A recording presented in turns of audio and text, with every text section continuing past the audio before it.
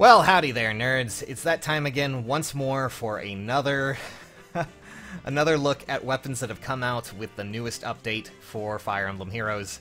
This time, of course, we have a selection. Unfortunately, I don't have Katarina, but we're going to be going over that. We're also going to be going over the stats for the new weapon, new characters. I do apologize, I'm a bit loopy here from the fever and everything. So, let's take a look. Let's see what's going on. I do warn you, though, I will get a bit salty about certain someone's weapon. But let's take a look at Nephene's. Nephene's normal weapon, of course, now is a Dauntless Lance, which, well, it does exactly what her slaying weapon did that she came with before, but now it also has the additional effect of a little bit more might, but is also effective against armored foes, which can be pretty handy. So, I think that is actually a pretty good upgrade for her. Not only that, but when you upgrade it, it gives you a stance effect that will give you speed and defense +4 if she's initiated on. So, all in all, that is probably one of the better weapon refinery updates that have come out lately, at least for her. At least in this batch, I would say. So, all in all, good usage out of that, good effects, should be very valuable for anyone who wants to have a really nice Lance unit. So, hey, why not? That's decent. I'm good with that. However, I'm going to just say that Titania, for those who were hoping for something great, she kind of got a little screwed. Yeah, she did. Yeah, I'm not sure why. Draconic Poleaxe. And, well, unfortunately, it's just a gem weapon. And gem weapons are not something that are really too useful right now. I mean, they can be very valuable when you need to use them against certain colors, but, all in all, they've really fallen on hard spots when it comes to the meta. Not only that, but she gets a res tactic effect when she has it. That is not incredibly strong, and I'm kind of sad for her. Granted, she has great res. She can really make a great usage out of, you know, building up other res as well. But, God, that really bums me out. That really, really bums me out for what could be there. Ouch. I'm sorry, guys. Unfortunately, Titania did get a bit of a shaft there. But, for those who are wondering about Katarina, unfortunately, I don't have Katarina. So, thank you to Kovu for sending this in. This, of course, is the new weapon effect for her. She already, with Risa's Tome, she, of course, keeps the Owl Tome effect of having more attack and speed defense res as long as she's around allies. But, included with this, she also gets a dual ploy effect, which we've kind of seen before, but, you know, it works for her. It really does. It works out very, very well for her, and should continue to really put focus on something that she can really accelerate at. So, excel at, not accelerate at, I'm sorry.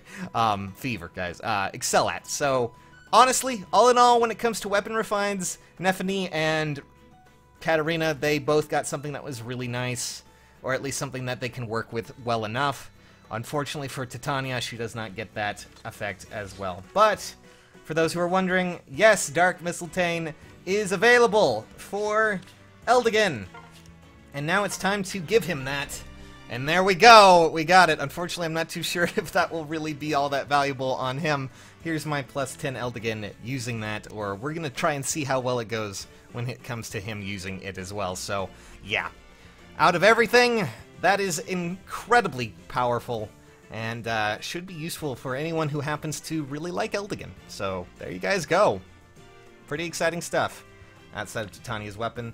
And that's not even talking, of course, about the new game mode that we have, where you can learn with Shirina! I guess, we'll go over the rest of the update a little bit later, but as you can see here, oh boy, that was not what I wanted to do. We're gonna have to kick out of that one. We'll come back to that a little bit later. But, yeah, you can learn with Shirina, oh boy! And then, you know, there's a new summoning event. But, speaking of the summoning event, I went and did the trailer, and then, of course, the stats came out really quickly. I was not expecting that. So, let's go over the stats. And, again, special thank you to our data miners, as always, for continuing to produce amazing stuff. Thank you, Naz, Kaz, everyone. Zanuck, of course, for doing this. We have the stats for the level 40 units right here. So, there's one thing that I was expecting them to do, because, of course, all of them have a desperation weapon.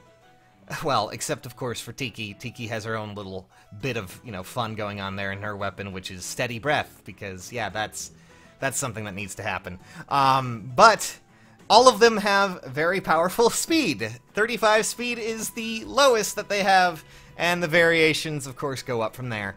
Tiki has 37 speed, and, well, that is actually quite good for her. That might be really nice.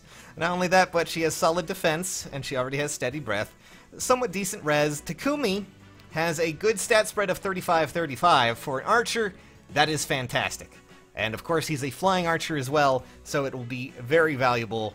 Camilla has a good stat spread too, at least when it comes to a tome unit that's going to be flying. Honestly, they all have a really good set amount of what they can do. Not only that, Lind has a really good stat spread for an attacking throwing unit, which is not something I thought I would see very, very soon.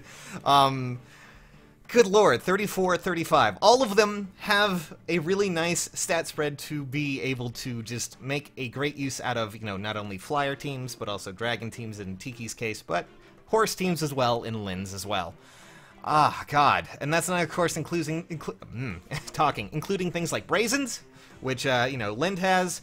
Desperation built into their weapons, which I'm actually really quite terrified of, because Brazens in, you know, well, Desperation in weapon form that can be transferred to other characters is kind of terrifying in some ways.